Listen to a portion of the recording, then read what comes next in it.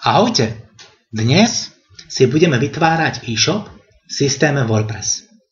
Časť druhá, inštalácia témy a pluginov.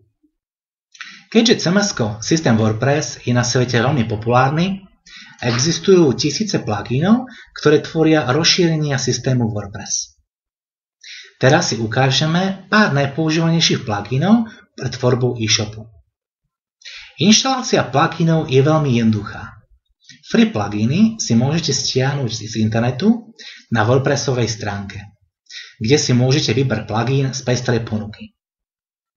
Inštalácia pluginov sa realizuje v systéme WordPress cez príkaz pluginy pridať nový.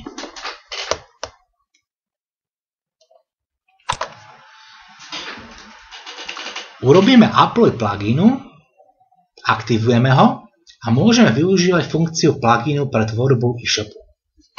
Pre tvorbu e-shopu si nainštalujeme 5 pluginov. Prvý plugin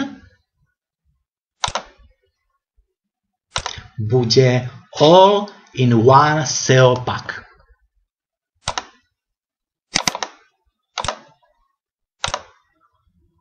Inštalovať teraz. All-in-One SEO Pack je SEO plugin, ktorý umožňuje nastaviť metadáta pre vyhľadávač, napríklad Google. Druhým pluginom bude Contact Form 7.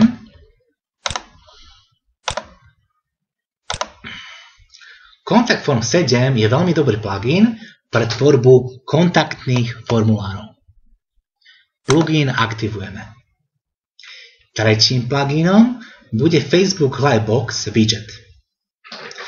Je to plugin pre prezentáciu Facebook stránky.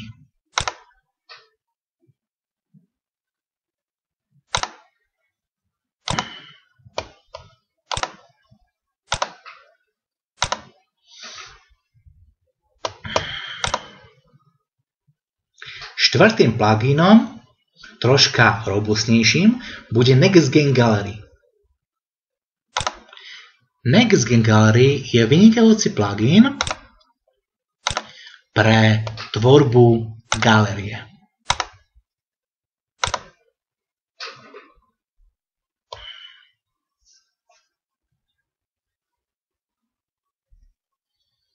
Osobne tieto free pluginy využívam veľmi často.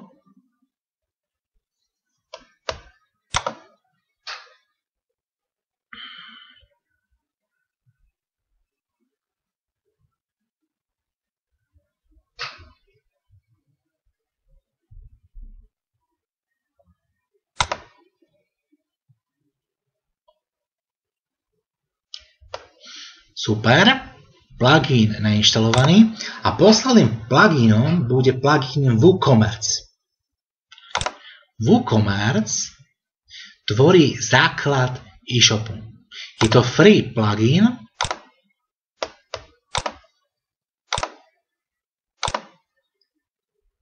pre tvorbu e-shopu v systéme WordPress.